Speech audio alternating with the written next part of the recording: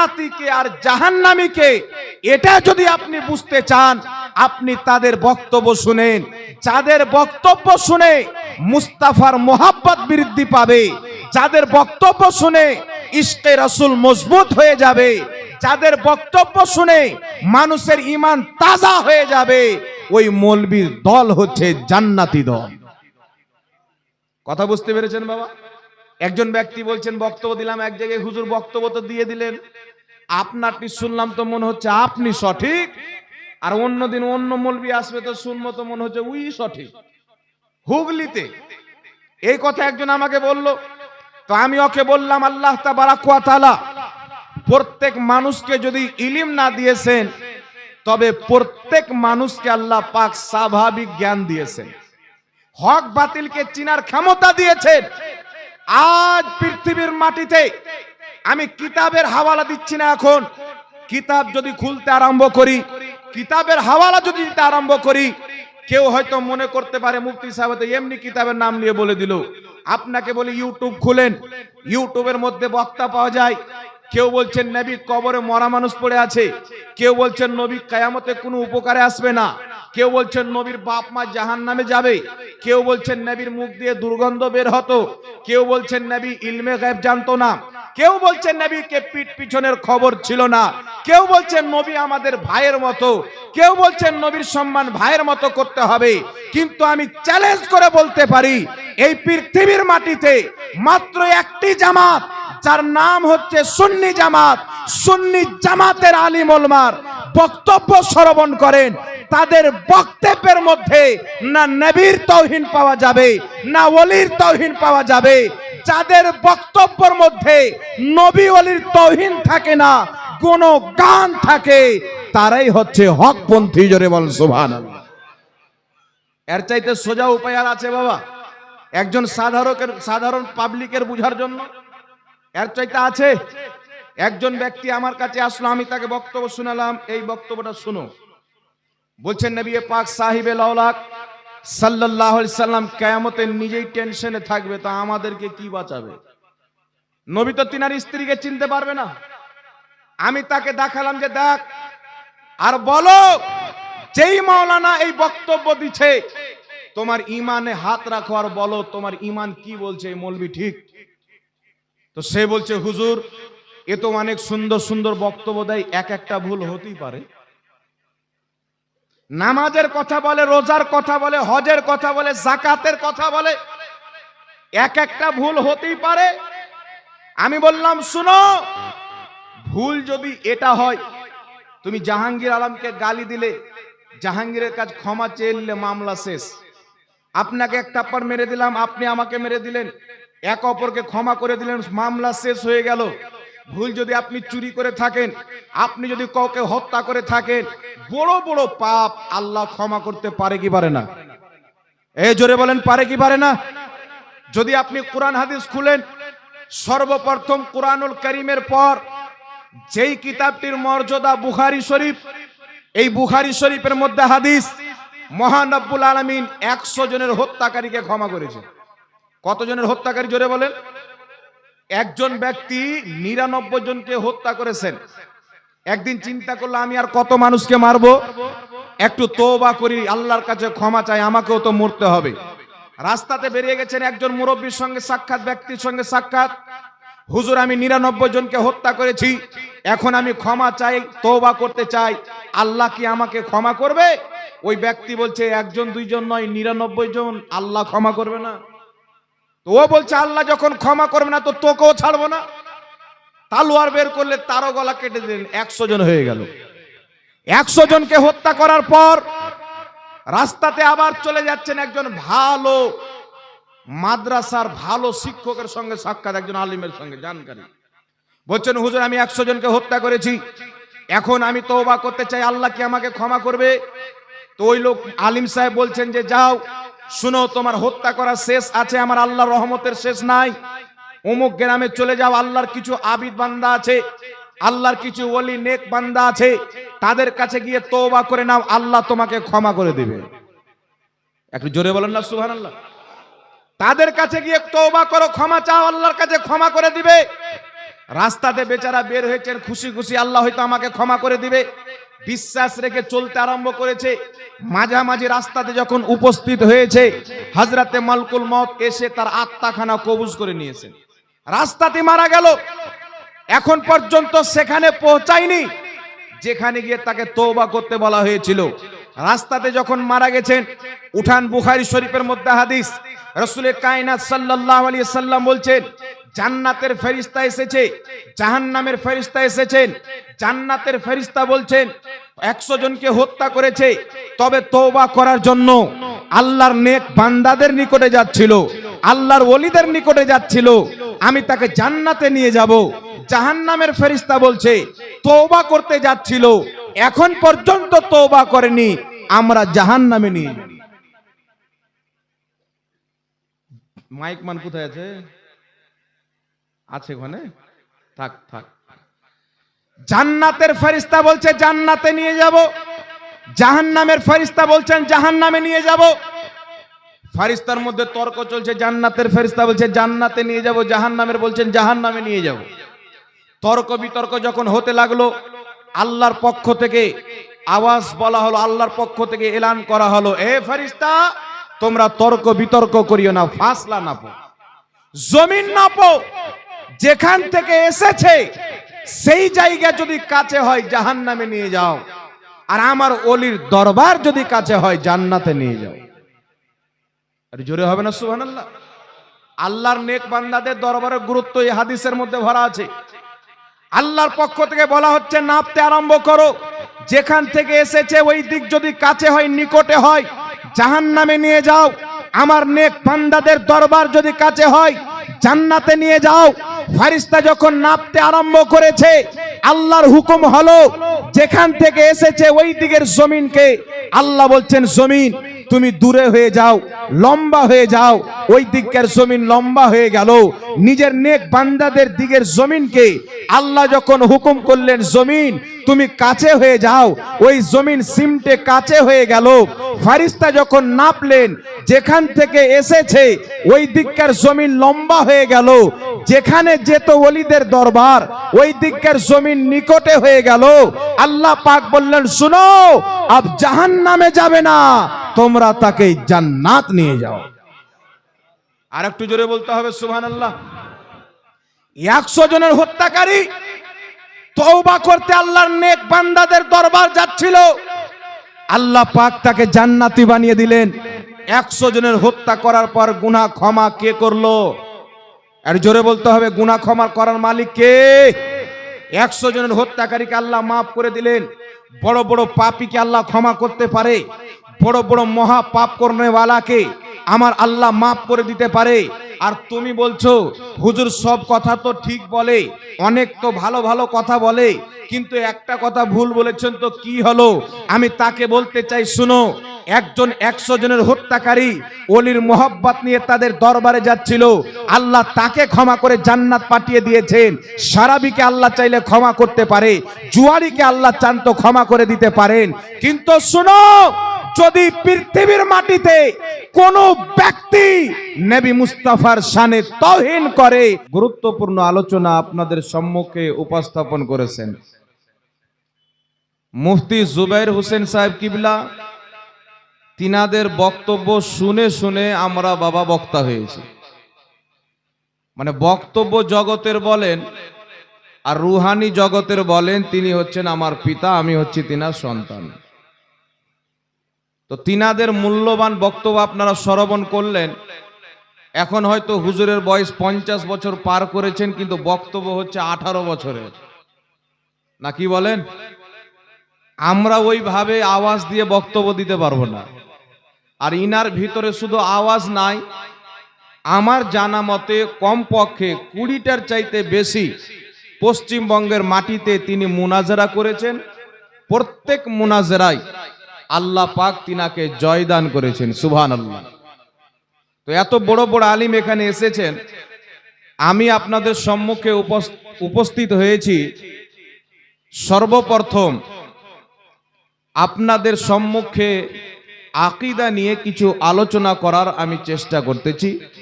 আল্লাহ পাক যেন বলার এবং বুঝার তৌফিক দান করেন। সকলে পড়েন আল্লাহুম্মা আমিন। বিরাদর ইসলাম, আমরা বর্তমানে এমন একটি জামানাতে রয়েছি, এই জামানার দিকে যদি তাকানো যায়, এই যুগের পরিস্থিতিকে যদি দেখা যায়, তো এই যুগ দেখে আমার আপনার নবী সাল্লাল্লাহু আলাইহি ওয়াসাল্লামের ইলমে গায়ব এবং ভবিষ্যতের জ্ঞান সূর্যের আলোর মতন উজ্জ্বলভাবে প্রমাণিত হয়। আজ আমাদের ভারত, বাংলাদেশ, পাকিস্তানের মাটিতে খাস করে সবচাইতে বেশি বিভিন্ন রকমের ফিরকা, বিভিন্ন রকমের মতবাদ ইসলামের নামে, কোরআনের নামে, হাদিসের নামে প্রচার ও প্রসার হচ্ছে। অনেক লোক কওরির মাধ্যমে হেদায়েত পাচ্ছেন, আবার কওরির মাধ্যমে গুমরাহ হচ্ছেন। আল্লাহ তাবারাক ওয়া তাআলার কালাম পবিত্র কোরআন এমন একটি কিতাব, আল্লাহ পাক বলছেন যালিকাল কিতাবু লা রাইবা ফীহ। কোরআনুল কারীম এমন একটি প্রসিদ্ধ কিতাব যার মধ্যে কোনো রকমের কোনো ত্রুটি, কোনো ভুল, কোনো সন্দেহর অবকাশ নাই। কোরআন পাকের মধ্যে ভুল তো থাক, সন্দেহ পর্যন্ত নাই। এই কোরআন পাকের মধ্যে আল্লাহ বলছেন যে আমার কালাম কোরআনুল কারীমকে পাঠ করে অনেক লোক হেদায়েত পাবে, আবার অনেক লোক পথভ্রষ্ট হবে। কোরআন এসেছে মানুষকে হেদায়েত দেওয়ার জন্য, কিন্তু হেদায়েত কারা পাবে? আল্লাহ তাবারাক ওয়া তাআলা মুত্তাকীদেরকে হেদায়েত দিবেন, মোহাব্বতকারীদেরকে হেদায়েত দিবেন। যারা সালাফদের ইত্তেবা করনে ওয়ালা, সালাফদেরকে অনুসরণ করনে ওয়ালা, যারা পবিত্র কোরআনকে মুফাসসিরিনে কিরামদের তাফসীরকে নিয়ে পড়বে, আল্লাহ পাক তাদেরকে হেদায়েত দান করবে। আর যারা পবিত্র কোরআনুল কারীমের নিজস্বভাবে তাফসীর করবে, নিজস্বভাবে অনুবাদ করবে, আল্লাহ তাবারাক ওয়া তাআলা তাকে পথভ্রষ্ট করে দিবে। তাই কোরআন যখন আমরা পড়ব, কোনো ব্যক্তির লেখা কোনো কিতাব পড়ব, কারণ আজকাল মার্কেটে ফ্রিতে কোরআনুল কারীমের তরজমা পাওয়া যায়। কালিয়াচকের মাটিতে এক জায়গাতে খবর পেলাম, জামাতে ইসলামী নামক একটি মতবাদ বেরিয়েছে, যেই মতবাদের প্রতিষ্ঠাতা আবুল আলা মওদুদী, সে একটি কোরআনুল কারীমের অনুবাদ লিখেছে, যার অনুবাদের মধ্যে একটা না দুইটা নয়, 100 জায়গার চাইতে বেশি ভুল রয়েছে। কোরআন পাকের অনুবাদ করতে গিয়ে 100 জায়গার চাইতে বেশি ভুল করেছে। তাহলে যদি কোনো সাধারণ ব্যক্তির কাজ, তাদের কাছে বিভিন্ন রকমের ফান্ডিং রয়েছে, আমেরিকার ফান্ডিং, ইসরায়েলের ফান্ডিং, বিভিন্ন রকমের ফান্ডিং এর টাকা পেয়ে ফ্রিতে কোরআন ছাপিয়ে তারা বাড়ি বাড়ি দিয়ে বেড়ায়। আর দুনিয়ার সবচাইতে শ্রেষ্ঠ কোরআন পাকের তরজমা, যাকে কানজুল ঈমান বলা হয়, সেই কানজুল ঈমান আমরা খুঁজেই পাই না। অনেক কিতাব রয়েছেন ফ্রিতে পাওয়া যায়, বিনা টাকাতে, বিনা পয়সাতে মানুষকে দিয়ে বেড়ায়, বাড়ি বাড়ি পৌঁছানো হয়। কেন? একটি কথা মনে রাখবেন, যদি শোরুমের মাল অরিজিনাল থাকে, তাহলে সেই মাল আপনার বাড়িতে বয়ে দিতে আসবে না, সেল করে বিক্রি করবে না। মাল যদি অরিজিনাল থাকে, শোরুম আছে, আপনি যান কিনেন বা না কিনেন, আপনার আমার ধার ধারে না। কিন্তু যাদের মাল ডুপ্লিকেট রয়েছে, তারা নিজের মাল বিক্রি করার জন্য অরিজিনাল অরিজিনাল বলে চিল্লাবে, আপনার দুয়ারে পর্যন্ত যাবে। আমি একবার বাড়ি আসতেছিলাম বহরমপুর থেকে, একটা পেটি কিনলাম আপেলের। সেই পেটির 2-3 উপরের লাইনকে দেখলাম সুন্দর সুন্দর আপেল। বাড়ি পৌঁছানোর পর যেমনই 3 লাইন পার করলাম, 4, 5, 6 লাইন দেখছি তো পচা ভরা আছে, ট্যাপসা টুপসি ভরা আছে। তো তো আজকে যারা ফ্রিতে কুরআনুল কারীমের তরজমা আপনাকে দেয়, আগে আপনাকে দেখতে হবে যে তরজমা লিখনে वाला কে। যদি কুরআন পাকের অনুবাদ করনে वाला আহলে সুন্নাত ওয়াল জামাতের থাকে, তার অনুবাদকে পড়তে হবে। যদি 72 বিদাতি দলের অন্তর্ভুক্ত থাকে, নতুন আকীদা পোষণকারী থাকে, কাদিয়ানির তরজমা থাকে, জামাতে ইসলামের তরজমা থাকে, তাদের করা অনুবাদ কুরআনুল কারীমের পাঠ করা যাবে না, বিশ্বাস করা যাবে না। কারণ তাদের অনুবাদকে বিশ্বাস করলে ঈমান চলে যেতে পারে। আর ঈমান যদি বাঁচাতে হয়, আর কুরআনুল কারীমকে যদি আপনি সঠিকভাবে বুঝতে চান, যেইভাবে আল্লাহ বুঝাতে চেয়েছেন, আল্লাহর কসম খেয়ে বলি, এই পৃথিবীর মাটিতে কুরআনুল কারীমের এমন একটি অনুবাদ রয়েছেন, যেই অনুবাদের নাম হচ্ছে কানজুল ঈমান। এই কানজুল ঈমান পড়েন, পৃথিবীর সমস্ত মুতারজাম তরজমা এক পাল্লাতে, ইমাম আহলে সুন্নাতের তরজমা কানজুল ঈমান এক পাল্লাতে। সারা পৃথিবীর তরজমা পড়তে গেলে ভুল পাওয়া যায়, ত্রুটি পাওয়া যায়। ইমাম আহমদ রাজার তরজমাতে আজ পর্যন্ত কোনো ভুল পাওয়া যায়নি। বলুন সুবহানাল্লাহ। আর একটু জোরে বলতে হবে সুবহানাল্লাহ। এই কথা আপনাকে এই জন্য বলছি, লাখ লাখ কিতাব লেখা হয়েছে। আজকে এই জালসাতে মুফতি জুবের সাহেব কিবলা, মুফতি আমজাদ হোসেন সিমনানি সাহেব, তিনারা অনেক কিতাব লিখে রেখেছেন, পয়সার অভাবে ছাপাতে পারে না। আর ফ্রিতে বই ছাপিয়ে মানুষকে দিয়ে বেড়ায়। আর মানুষ মনে করে বাপরে, বই তো হাদিস আছে, হাদিসটি সহিহ। তবে একটি কথা মনে রাখবেন ব্রাদার ইসলাম, মুসলমানের মধ্যে ফিতনা তৈরি করার জন্য একজন ইহুদির এজেন্ট, যার নাম হচ্ছে নাসিরউদ্দিন আলবানী, তাকে খরিদ করে নবী মুস্তাফার অসংখ্য সহিহ হাদিসকে জাল বানানো হয়েছে, আর অসংখ্য দুর্বল হাদিসকে সহিহ বানানো হয়েছে। এই জন্য আপনাকে কোনো বাতিল ফিরকার লোক কোনো যদি কিতাব দেয়, কোনো যদি কুরআনুল কারীমের তরজমা দেয়, সেটা নেওয়া যাবে না, সেটা পড়া যাবে না। কারণ তাদের অনুবাদে এমন কুফরি রয়েছে, ঈমান চলে যাবে। আপনাকে দেখতে হবে কিতাব লিখনে वाला মুস্তাফার वफादार কিনা। যদি নবীর वफादार সুন্নি জামাতের থাকে, তার অনুবাদ পড়া যাবে। যদি 72 জাহান্নামী ফিরকার থাকে, তার অনুবাদ পড়া যাবে না। কথা বুঝতে পেরেছেন বাবা? একটু আস্তে করে বলেন তো সুবহানাল্লাহ। আর একটু আস্তে বলেন সুবহানাল্লাহ। এখন আপনাদের সম্মুখে কয়েকটি আকীদা পেশ করব বাবা। আমি আপনাদের সম্মুখে একটি আয়াতে কারিমা পাঠ করেছি।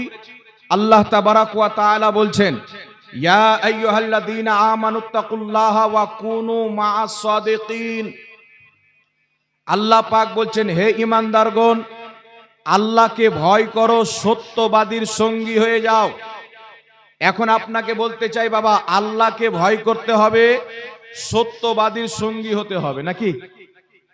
আল্লাহকে ভয় করতে হবে, সত্যবাদীর সঙ্গী হতে হবে। এখন আপনারা বলেন, যদি কোনো বক্তা, যদি কোনো মুফতি, যদি কোনো ইসলামিক স্কলার কোরআন হাদিসের নামে মিথ্যাচার করে, তাহলে তার চাইতে বড় মিথ্যুক কেউ হতে পারে? কথা বলতে হবে। আপনি মিথ্যা বলছেন জমির কারণে, কেউ মিথ্যা বলছেন সম্পদের কারণে, কেউ মিথ্যা বলছেন ইজ্জত বাঁচানোর কারণে, কেউ মিথ্যা বলছেন কারোর ক্ষতি করার জন্য। কিন্তু কেউ যদি মৌলবি সেজে, মাওলানা সেজে নবী মুস্তাফার হাদিসের নামে মিথ্যাচার করে, ওর চাইতে বড় মিথ্যাবাদী কেউ হতে পারে? জোরে বলেন, হতে পারে? কেউ হতে পারে না। তাই বিরাদর ইসলাম, আজকে সকলের হাতে রয়েছে মোবাইল, আর এই মোবাইলের মধ্যে অনেক ফতোয়া ভরা আছে। একজন ব্যক্তি যদি জিজ্ঞাসা করে যে অমুক ফতোয়াটা কি হবে, তো অমুক ফতোয়া বয়ান করনে वाला যদি 7 জন থাকে, তো 6 জনই হচ্ছে ভুল। 6 জনই ভুল। আপনি দেখবেন একজন মৌলবি বলছেন টুপি পরে নামাজ পড়ো, আর একজন মৌলবি বলছেন না পড়লেই হবে। একটা মাসলা যখন দেখবেন, তো 7 জন মৌলবি 7 রকম, যটা মৌলবি দেখবেন তই রকম। কিন্তু সকলের দাওয়া হচ্ছে যে আমরাই জান্নাতি, আমরা সহি আকীদার লোক, আমরা সঠিক আকীদার লোক।